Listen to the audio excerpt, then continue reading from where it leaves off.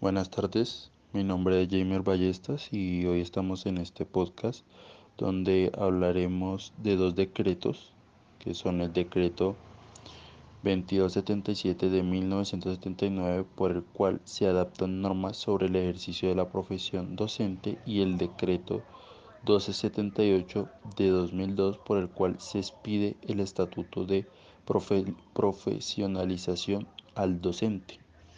Estos dos decretos los compararemos con dos profesores, que ahorita se los presentaremos. Uno es del ámbito del sector privado y otro es del ámbito del sector público y compararemos eh, esas dos partes, ya que uno de ellos hace parte del decreto 2277 de 1979 y otro hace parte del decreto 1278 del 2002. Entonces, bueno, mi nombre es Mónica Andrea Díaz Guarín, tengo 34 años, soy licenciada en Educación Básica con énfasis en Matemáticas y magíster en Educación de la Universidad Distrital. Trabajé en el sector privado 5 años y llevo en el sector público 6 años laborando. Estoy vinculada desde el 2017 en la Secretaría de Educación Distrital. Eh, Estoy en el área de matemáticas en los niveles de bachillerato y media. Considera que hay diferencia en condiciones económicas, estabilidad laboral, en oportunidades de formación entre los docentes pertenecientes al sector público y el privado. Y sí las hay. Yo estuve en ambos sectores y en el sector público, pues el nivel económico salarial es mejor que en el público, que en el privado, perdón. El horario, la carga laboral es menor, hay mayor estabilidad y además, pues tuve la oportunidad de hacer mi maestría subsidiada por la Secretaría de Educación en un 70%. Entonces, pues mi proceso de formación y oportunidad de formación fue mayor en el sector público que en el sector privado. ¿Considera usted, profesor, que existe equidad en los sistemas evaluativos que realizan a los maestros desde los estatutos educativos? ¿Qué piensa usted sobre esto?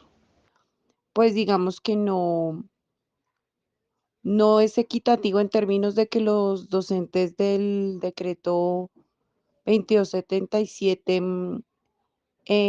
pues no se condicionaban por la evaluación docente para estar en el cargo.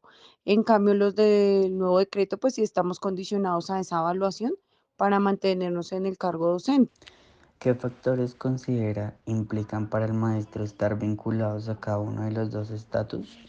Bueno, con respecto a los factores de los maestros en cada uno de los decretos, pues como ya lo mencioné, pues varían, ambos tienen como pros y contras, la verdad. Por eso considero que es mejor que haya un estatuto o un decreto único. Pero bueno, en términos de los dos que hay, por ejemplo, en el 2277 el ingreso era pues por un concurso previo cumpliendo unos requisitos, pero pues se tenía como más en cuenta la antigüedad que ellos llevaban para poder estar nombrados.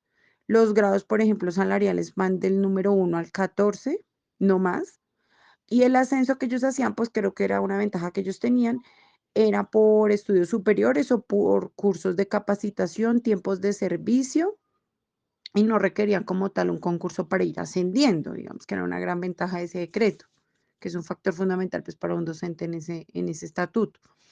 Pero en el 1278 pues habían unas diferencias, por ejemplo, el ingreso al concurso es perdón, el ingreso al sector público es por un concurso. ¿Cuáles son las diferencias que encuentran en los dos estatutos docentes vigentes? Bueno, con respecto a las diferencias que encuentro en los dos decretos vigentes, bueno, en la primera diferencia es el ingreso al sistema público. Digamos que en el 2277 el ingreso era por nivel académico y antigüedad, meritorio, digámoslo así. Y en el 1278 pues hay una evaluación de actitudes, experiencias, competencias, una evaluación para el ingreso como tal. Segunda diferencia, pues que yo veo grande es, por ejemplo, el ascenso. El ascenso en el 2277 nuevamente era por antigüedad y por, digamos, estudios que podían realizar los docentes de este decreto, automáticamente iban ascendiendo. Y los del 1278, pues el ascenso es por la, por concurso, por evaluación de ciertas competencias, sin importar si se va a ascender por tiempo o por estudio, debemos presentar un examen de aptitudes, competencias y experiencias para poder lograr ese ascenso cada ciertos, que en este caso digamos que cada 3 años, pero en el antiguo no, teniendo el estudio y teniendo la antigüedad iban ascendiendo más fácil, digamos. Otra diferencia también es que, digamos, en la tabla salarial hay más posibilidades de aumentar económicamente los ingresos en el nuevo decreto que en el anterior. En el anterior como que la tabla salarial pues no es igual de beneficiosa que la del 1278, la del de nosotros. Bueno, y ahí de ñapita otra diferencia que ya había nombrado es la permanencia en el sistema público. En los del decreto del 2277, pues para mantenerse no, digamos, se sometían, no tenían que estar frente a alguna evaluación. Los del decreto del 1278, si por ejemplo inicialmente estamos en algo que se llama un periodo de prueba que debemos superar para seguir manteniéndonos en el sistema y siempre permanentemente, perdón, tenemos que estar haciendo las evaluaciones docentes anuales, las cuales pues nos ponen como base la continuidad o no en el sector público. Digamos que esas son las diferencias que yo encuentro en los dos decretos. Buenas tardes, mi nombre es Yolanda María Marín, soy politóloga de la Universidad Nacional con formación pedagógica y con más de 12 años de experiencia docente, todo este tiempo en instituciones de carácter privado. Procedo a responder la primera pregunta, que dice que si considera que hay diferencias en condiciones económicas, estabilidad laboral, en oportunidades de formación entre los docentes pertenecientes al sector público y el sector privado.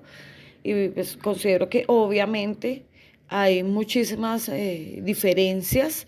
La primera cuestión es económica, es el contrato, es el salario, son las garantías, son las prestaciones, la seguridad y la estabilidad, digamos, de un contrato a término indefinido, ¿no es cierto?, que se maneja en el sector público, a un contrato a término fijo, como se manejan las instituciones privadas, ya sea de 10 u 11 meses, según sea el caso.